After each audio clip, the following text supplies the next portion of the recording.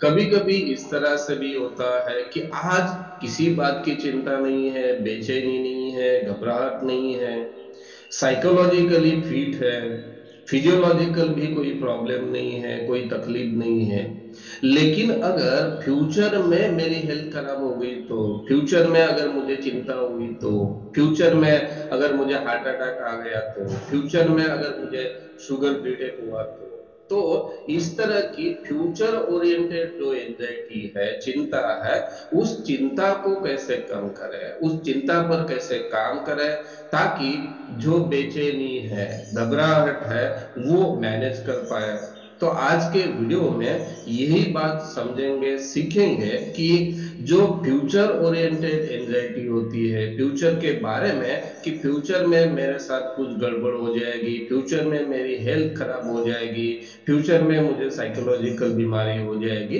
तो इस तरह के नकारात्मक थॉट पर कैसे काम करें ताकि ये फ्यूचर ओरिएंटेड एंजाइटी को हम तुरंत मैनेज कर पाए। मैं हूँ doctor B Shashikant, psychologist train in rational emotive behaviour therapy और कॉग्निटिव बिहेवियर थेरेपी। दोस्तों, जब भी आपके माइंड में इस तरह का अगर थॉट आता है तो सबसे पहले आपको क्या करना है, इस थॉट को एक्नॉलेज कीजिए। एक्नॉलेज का मतलब है कि हाँ, ये मेरे माइंड का थॉट है, मेरे ही माइंड से उत्पन्न हुआ थॉट है। लेकिन इस थॉट को आपको साइंटिफिक तरीके से सवाल पूछना है। जैसे REBT और CBT थेरेपी, ये फुल्ली साइंटिफिक होती है, रिसर्च ओरिएंटेड, प्रैक्टिकल और हेल्पफुल होती है। और अगर हम REBT और CBT थेरेपी के माध्यम से इस नकारात्मक विचारों को अगर कुछ सवाल पूछते हैं तो हम ये जो चिंता है, बेचैनी है, घबराहट है, या फ्यूचर ओरिएंटेड एंजाइटी है, उसको हम मैनेज कर सकते हैं या कर पाएंगे। तो ये सवाल क्या है कि अपने इस नकारात्मक विचार को, कि फ्यूचर में मेरे साथ कुछ बुरा होगा, या मेरी हेल्थ खराब हो जाएगी, या मुझे एंजाइटी हुई, तो इस तरह के अगर थॉट्स आपके माइंड में आते हैं तो पहले तो एक्नॉलेज करना है कि हाँ, ये मेरे ही माइंड का थॉट है, मेरे ही माइंड का ये विचार है। लेकिन ये विचार मेरे लिए बेनिफिशियल है क्या, इस तरह से विचार करने से मेरा फायदा होता है क्या, मेरा मोटिवेशन बढ़ता है क्या, मेरी फंक्शनलिटी बढ़ती है क्या? तो आपको आंसर अगर मिलता है नहीं, तो इसका मतलब है कि ये जो थॉट है ये आपके लिए नकारात्मक थॉट है, इससे आपको बेनिफिट नहीं होता है। तो ये बात भी आप समझ ले कि ये जो मेरे माइंड में थॉट आया है ये नकारात्मक थॉट है, इससे मुझे बेनिफिट नहीं मिलता है। तो ये पहली स्टेप हो गई। दूसरे स्टेप में आपको क्या करना है, जो भी आपको लगता है फ्यूचर के बारे में, तो उस घटना को आप लिख लें कि आपको क्या क्या लगता है कि कल मुझे हार्ट अटैक आ गया तो आप लिख लीजिए कि मुझे कल हार्ट अटैक आ जाएगा। अगर आपको लगता है कि अगर कल मेरी साइकोलॉजिकल हेल्थ डिस्टर्ब हुई तो आप लिख लीजिए। अगर आपके माइंड में इस तरह का नकारात्मक विचार आता है कि कल अगर मुझे एंजाइटी हुई तो जो भी आपके नकारात्मक विचार है उनको एक कागज पर लिख लीजिए कि कल मेरे साथ इतना बुरा होगा, कल मेरे साथ ये बुरा होगा, कल मुझे हार्ट अटैक आ जाएगा, कल अगर मुझे शुगर हुई तो जो भी आपको पॉसिबिलिटी लगती है वो सारी पॉसिबिलिटी आपको कागज पर लिखना है। ये आपने सभी बातें लिखा, यानी जो भी फ्यूचर के बारे में आपका प्रेडिक्शन है कि फ्यूचर में मेरे साथ ये बुरा होगा, तो उसको आपको कागज पर लिखना है कि मुझे आज ये लग रहा है कि फ्यूचर में मेरे साथ ये बुरा होगा। तो ये आपने लिख लिया। लिखने के बाद आपको अपने काम करने हैं, जो भी आप वर्क करते हो उस वर्क पर लगना है।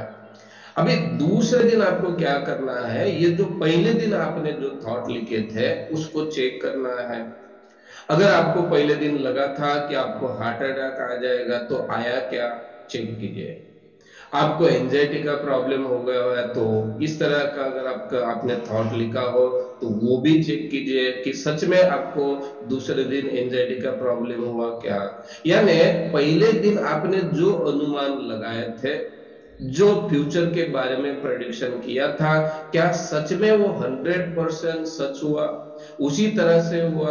तो ये बात को आपको चेक करना है। तो आज आपने एक बार चेक किया, दूसरे दिन भी आपको यही काम करना है कि जो भी आपको फ्यूचर के बारे में लगता है कि मेरे साथ ये बुरा होगा, मेरे साथ ये गलत चीज होगी, मेरी हेल्थ खराब हो जाएगी, तो वो जो थॉट है वो सारे थॉट आपको लिखना है। दूसरे दिन भी आपको यही सवाल पूछना है कि कल जो मैंने फ्यूचर के बारे में अनुमान लगाए थे, तर्क किए थे, क्या वो अनुमान, मेरा जो मत था, क्या सच में 100% सच हुआ है? तो आपको पता चलेगा कि ये जो आपका प्रेडिक्शन होता है फ्यूचर के बारे में वो बिल्कुल भी सच नहीं है। तब आप अपने आप को एक सवाल पूछ सकते हो कि ये जो मुझे लगता है कि फ्यूचर में मेरी हेल्थ खराब हो जाएगी, फ्यूचर में मुझे हार्ट अटैक आ जाएगा, तो ये बात वास्तव है क्या, सच है क्या, साइंटिफिक है क्या? अगर सच होती तो मेरे साथ वैसा ही घटित होता जैसा मुझे लगा। लेकिन जो मुझे लगता है ये मेरे थॉट है, लेकिन ये मेरा ओपिनियन है, लेकिन इसी तरह से, यानी जैसा मैं सोचता हूँ उसी तरह से मेरे साथ तो घटनाएं घटित नहीं होती है। अगर ये आपका ओपिनियन है तो ओपिनियन को वास्तव मानने से आपका कुछ बेनिफिट होगा क्या? नहीं है। तो ओपिनियन तो कुछ भी हो सकता है, ओपिनियन आपका हर तरह का हो सकता है, लेकिन ओपिनियन से आपको अगर बेनिफिट नहीं होता है तो ओपिनियन को सच मानना, इस प्रैक्टिस के जरिए अगर आप बार बार इस प्रैक्टिस को दोहराते हो तो आपको खुद को ही रियलाइज होगा कि ये जो मेरे माइंड में नकारात्मक विचार आते हैं इनमें कोई अर्थ नहीं है, इनमें कोई वास्तविकता नहीं है। हालांकि मेरे माइंड में आते हैं लेकिन ऐसा ही घटित नहीं होता है।